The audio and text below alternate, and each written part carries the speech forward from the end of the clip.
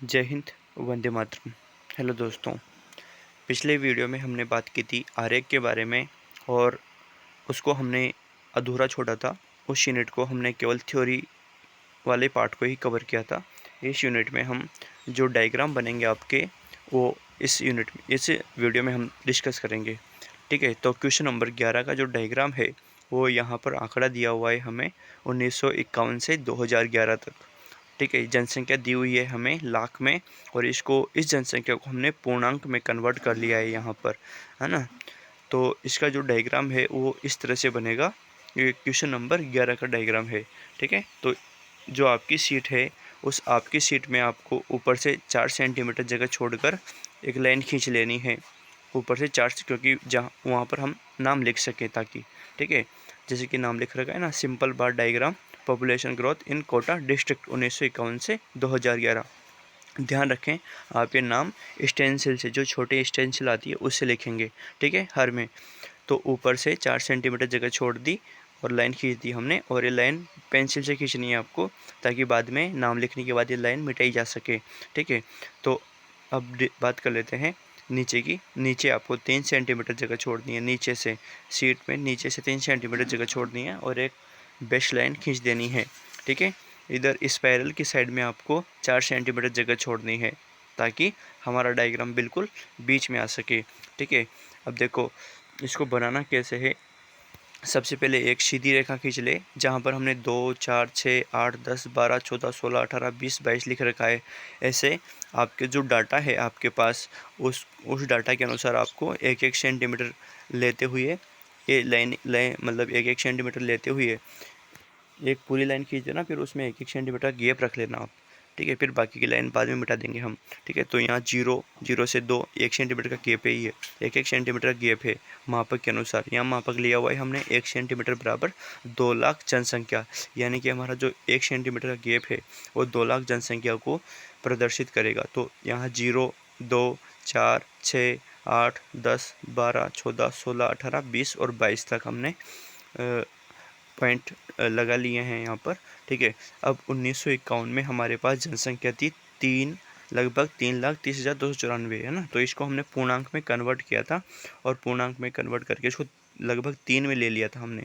अब आपको यहाँ जीरो जो है, बेस लाइन जो है, वहाँ से 3 सेंटीमीटर मतलब 3 सेंटीमीटर नहीं नापना है आपको, यहाँ से नापना है आपको, क्योंकि हमारा 1 सेंटीमीटर 2 लाख जनसंख्या को प्रदर्शित कर रहा है। तो यहाँ पर हमें क्या करना पड़ेगा, 2.5 की आप लाइन खींचेंगे।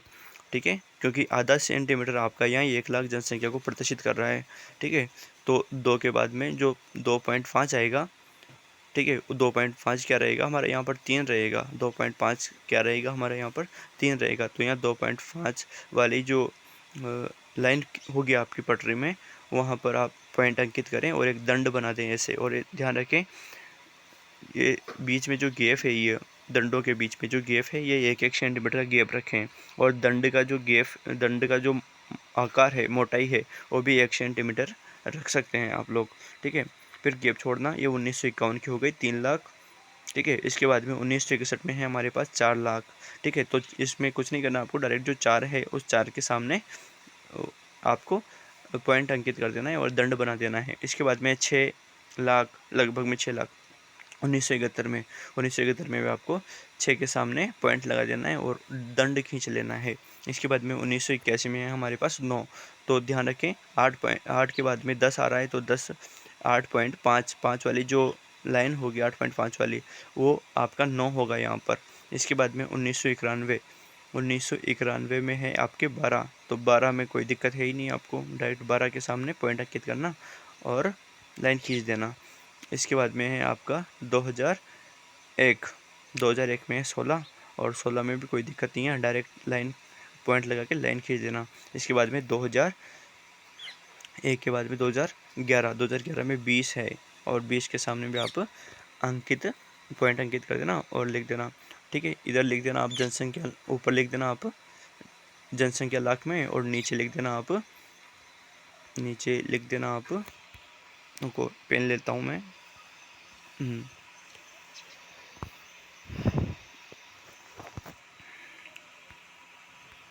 ये इधर तो आपने ये पॉपुलेशन का जो डाटा था वो लिखा हमने, और इधर वर्ष लिख देंगे हम नीचे। ठीक है, ये मापक है हमारा 1 सेंटीमीटर बराबर 2 लाख जनसंख्या। ठीक है, ये जो दंड है इनका जो गैप है, मोटाई है, इनकी जो मोटाई है दंडों की, वो लगभग 1 सेंटीमीटर है। और इनके बीच में जो गैप है, ये वाला गैप जो है, ये गैप है आपका 1 1 सेंटीमीटर का। ठीक है, तो इस तरह से आपको ये सिंपल बार डायग्राम बना लेने हैं।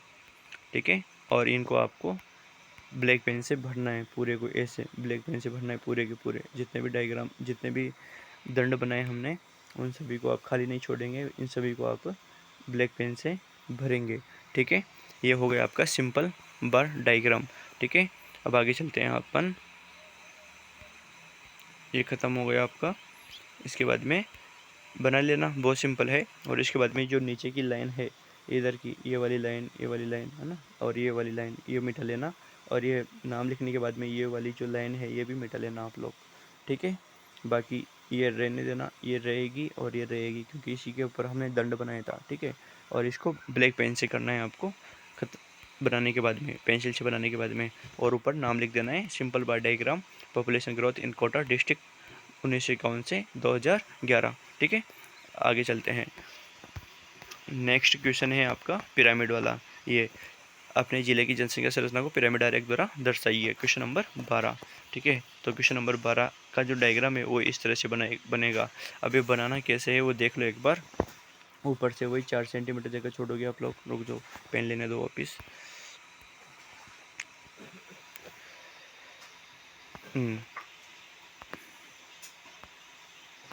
ऊपर से वही 4 सेंटीमीटर जगह छूटेगी। ठीक है, 4 सेंटीमीटर जगह छोड़ देना नाम लिखने के लिए। और नीचे से, इसमें नीचे से आप ज़्यादा मत छोड़ना, नीचे से केवल 2 सेंटीमीटर जगह छोड़ सकते हो नीचे से। ठीक है, ताकि हमारा पिरामिड अच्छे से बन सके। ठीक है, अब इसमें करना क्या है, हमें बिल्कुल मिड में आना है। जैसे कि आपकी जो सीट है, उस सीट की चौड़ाई है आपकी लगभग 30 सेंटीमीटर। ठीक है, तो हमें बिल्कुल बीच में आना है, लगभग 14-15 पे। ठीक है, और 14-15 पर आकर हमें ये से ये लाइनें खींच देनी है, दो ऐसे कैसे, बिल्कुल सेम मोटाई वाली। 1.5 सेंटीमीटर रख सकते हो आप इनका गैप। खींच दी लाइनें, खींचने के बाद में इधर ये लाइन भी खींच देनी है अपने को, ये वाली। पहले तो ये खींचना आप जो पहले तो ये लाइन खींचना, और इसकी जो मोटाई रहेगी वो लगभग 1.5 सेंटीमीटर रहेगी। ठीक है, खींच दी। खींचने के बाद में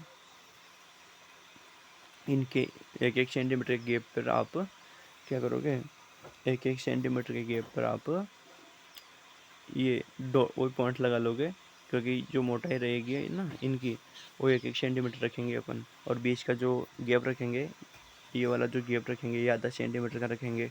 ठीक है, रख दिया। इसके बाद में जो हमारा डाटा है, ठीक है, उसके अकॉर्डिंग हमने लाइन खींच ली यहाँ पर। जैसे कि हमारा डाटा है यहाँ पर, इधर 7.5 है और इधर 4.3 है, इधर हाँ 4.7 है। ठीक है, तो ये लाइन खींच दी और इसमें 1-1 सेंटीमीटर का गैप रख लिया हमने। जैसे कि 0 से 1 2 3 4 5 6 7 और 8, और इधर भी 0 से 1 2 3 4 5 6 7 8। ठीक है, ऐसा करने के बाद में हमें अब यहाँ नीचे लिख देना है कुल जनसंख्या का प्रतिशत। इधर पुरुष जनसंख्या आएगी और इधर महिला जनसंख्या आएगी, और बीच में ये लिखते जाना है हमें। जैसे जैसे हम दंड खींचते जाएंगे पिरामिड का, वैसे वैसे हमें ये एज ग्रुप यानी कि आयु वर्ग भी लिखते जाना है। अभी नहीं लिखना है, ये जब स्टार्ट करेंगे बनाना तब लिखना है। अब क्या करना है, आपको नाप लेना है, पहला वाला नाप लेना है आपको 0 से 9 आयु वर्ग में आपकी पुरुष जनसंख्या कितनी है। ध्यान रखें, ये इधर पुरुष जनसंख्या है और इधर महिला जनसंख्या है। ठीक है, तो इधर पुरुष जनसंख्या है आपकी 7.2, तो 7.2 नापना है यहाँ से, इधर ऐसे ऐसे 7.2 नापना स्केल से। इसके नापने के बाद में जहाँ पर आपका 7.2 आ जाए, जैसे कि यहाँ आ गया, तो डॉट लगा देना, और डॉट लगा के ऐसे आधा दंड खींच देना, ऐसे कैसे दंड खींच देना। ठीक है, फिर इधर महिला की नापना है, इधर इधर महिला की नापना, और महिला की है, स्त्री की है 7.5, तो इधर 7.5 का ये दंड खींच देना और ऐसे कर देना। ठीक है, दंड खींचने के बाद में इनके बीच में गैप रखना आप वापिस, और यहाँ एज ग्रुप लिख देना 0 से 9। ठीक है। ये 0 से 9 लिख दिया हमने यहाँ, ठीक है, और ये दंड खींच दिया, ठीक है। इसके बाद में जो बीच का गैप रहेगा वो लगभग आधे सेंटीमीटर का गैप रखना, ये वाला जो गैप रहेगा ये आधे सेंटीमीटर का रहेगा, ठीक है। इसको रखने के बाद में फिर नेक्स्ट डाटा लेना 10 से 19 के बीच का, ये जो 10 से 19 के बीच का। इधर पुरुष जनसंख्या देखना कितनी है, 6.9 है, तो ये 6.9 तक जाना, ठीक है। 6.9 तक जाकर आप ये दंड खींच देना, और इधर स्त्री देखना, महिला की जनसंख्या देखना, और इधर 7.1 है ना महिला की जनसंख्या, तो वहाँ तक जाना और ये दंड खींच देना। इस तरह से आपको आपका जो डाटा दिया हुआ है उस डाटा और एज ग्रुप के अकॉर्डिंग ये आधे दंड खींचने हैं, और इनकी जो मोटाई है वो 1 सेंटीमीटर रखनी है। दंड की मोटाई 1 सेंटीमीटर करनी है, और इनके जो बीच का जो गैप है जो हमने भरा हुआ है ब्लैक पेन से जो भरा हुआ है वो रखना आप आधे सेंटीमीटर का रख सकते हो, और इनको ऐसे मिला देना। फिर जो रहेंगे ना आपके बनाने के बाद में ऐसे ऐसे मिल जाएंगे ये, यानी कि जो डायग्राम होगा वो लगभग क्या 100% ऐसा रहेगा आपका, ठीक है। तो बना लेना है इसको, ज़्यादा दिक्कत आए तो फिर बताना आप लोग बाद में, ठीक है। इसके बाद में आपका जो नेक्स्ट क्वेश्चन है, ठीक है, मैं इतना ही करा पाऊँगा इसको, ठीक है, क्योंकि टाइम ज़्यादा हो जाएगा फिर, ठीक है। तो आप ये बना लेना, बिल्कुल सिंपल है, ज़्यादा हार्ड नहीं है, ठीक है। दोनों साइड में आपको पुरुष और स्त्री की जनसंख्या को शो करना है, और डाटा आपका दिया हुआ है, बस आधे दंड खींचने हैं आपको एज ग्रुप के अकॉर्डिंग, ठीक है। ये एज ग्रुप बीच में लिखना है आपको, और यहाँ लिख देना आयु वर्ग, ठीक है। चलते हैं नेक्स्ट क्वेश्चन है आपका, रुको, नेक्स्ट क्वेश्चन है आपका, सॉरी,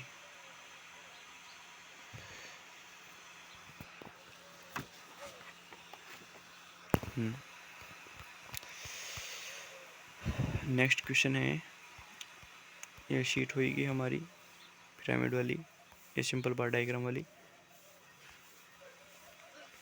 ये पिरामिड वाली, और यहाँ नाम लिख देना है pyramid diagram age and sex wise population in Kota 2011, ठीक है। इसके बाद में जो नेक्स्ट क्वेश्चन है हमारा वो है क्वेश्चन नंबर 13। इसमें दे रखे हैं आंकड़े, निम्नलिखित आंकड़ों को मिश्रित दंड आरेख से प्रदर्शित कीजिए। यहाँ पर डायग्राम तो दंड आरेख ही बनेगा, लेकिन मिश्रित बनेगा, क्योंकि यहाँ ग्रामीण और नगरीय जनसंख्या दे रखी है, ठीक है। और इसमें ध्यान रखना इनका दोनों का प्रतिशत जोड़ने के बाद में 100% हो रहा है, तो इसमें सभी दंडों की जो लंबाई होगी वो बराबरी रहेगी, ठीक है, बराबरी रहेगी, ठीक है। बस ग्रामीण और नगरीय जनसंख्या का जो प्रतिशत है, यानी कि जो ग्रामीण जनसंख्या का है वो अलग रहेगा, यानी कि उसकी मोटाई उसकी लंबाई ज़्यादा रहेगी, और नगरीय जनसंख्या की लंबाई छोटी रहेगी, ठीक है। तो ये कैसे बनाना है, इधर देख लो आप लोग। कंपाउंड बार डायग्राम, इसका नाम लिखेंगे हम compound bye diagram, sorry compound bar diagram urban and rural population in Rajasthan 1971 से 2011, ठीक है। वही ऊपर से 4 सेंटीमीटर जगह छोड़नी है, नीचे से वही 3 सेंटीमीटर जगह छोड़नी है, और सिंपल बार डायग्राम की तरह ही इधर एक लाइन खींच लेनी है हमें। रुको पेन लेने दो वापिस।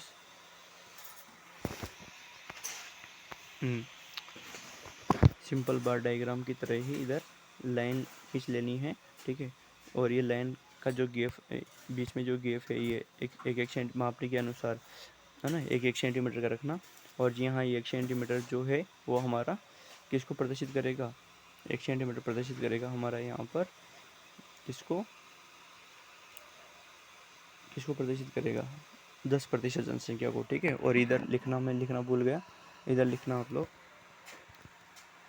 इधर लिखना जनसंख्या प्रतिशत, यहाँ जनसंख्या प्रतिशत में जनसंख्या, ठीक है, इधर जनसंख्या प्रतिशत में लिख देना, ठीक है। और इधर नीचे लिखना वर्ष, ये भी मैं भूल गया लिखना, वर्ष, नीचे वर्ष लिखना, ठीक है, नीचे वर्ष लिख देना, और इधर साइड में जनसंख्या प्रतिशत लिख देना, ठीक है। अब जो डाटा है आपका दिया हुआ जो डाटा है उसके अकॉर्डिंग आपको दंड खींचने हैं, ठीक है।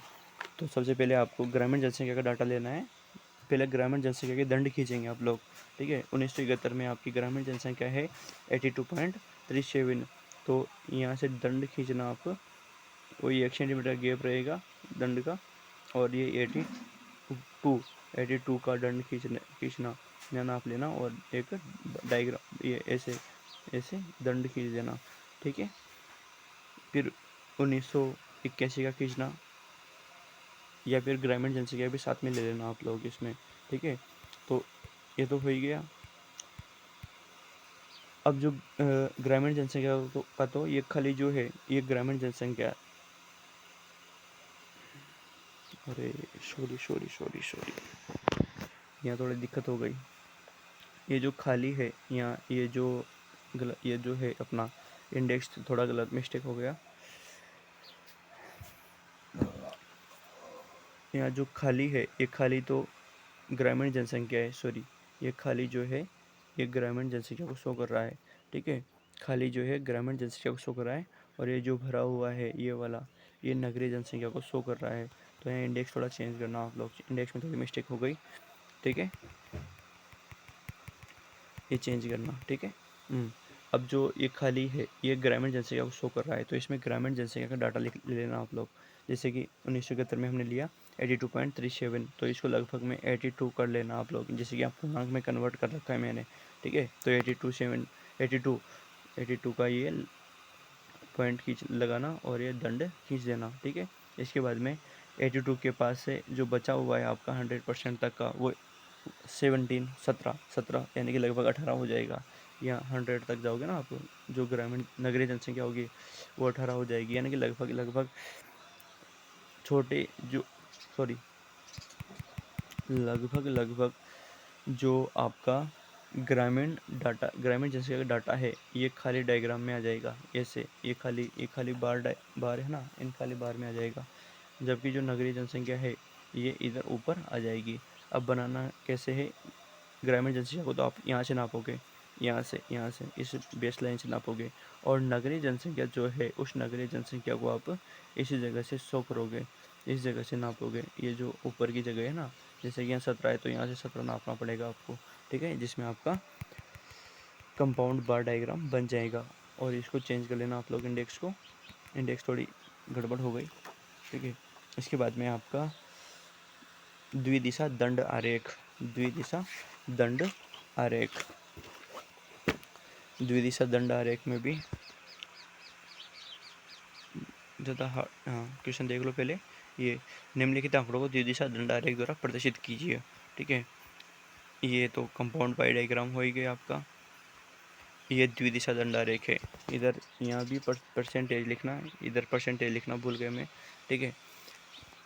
ऊपर से वही 4 सेंटीमीटर जगह छोड़ना, नीचे से तो आप काफ़ी छोड़ना पड़ेगी आपको, बीच बिल्कुल मिड में लेना है, तो लगभग 8.5, ये 8.5 सेंटीमीटर जगह छोड़ना, और ये बीच में लाइन खींच देना ऐसे ऐसे, ठीक है। अब बेस लाइन जो है ना, उस बेस लाइन से ऊपर आपको 0, 10, 20, 30, 40, 50, 60, 70, 80, क्योंकि 80 तक हमारे पास 75 तक हमारे पास डाटा है, इसलिए इसको ऐसे खींचना, नीचे लेना वही 0 से 10, 20, 30, 40, 50, 60 तक, ठीक है। अब जो कोटा है, कोटा की जनसंख्या सबसे ज़्यादा है, तो ऊपर जो डायग्राम बन रहा है, ऊपर जो बार बन रहे हैं, ऊपर जो दंड बन रहे हैं वो हमारी हाईएस्ट पॉपुलेशन को शो कर रहे हैं, जबकि नीचे के जो दंड बन रहे हैं वो लोवेस्ट पॉपुलेशन को शो कर रहे हैं। स्केल से वही नापना, आपके जो डाटा दिया हुआ है उसके अकॉर्डिंग नापना कोटा का, और 76.6 तक, यहाँ तक जो जाएगा आपका 76.6 तक जो दंड जाएगा वो खींच देना ऐसे कैसे ही। उसके बाद में जयपुर का लेना, झुंझुनू का लेना और सीकर का लेना, ऐसे कैसे ही, ठीक है।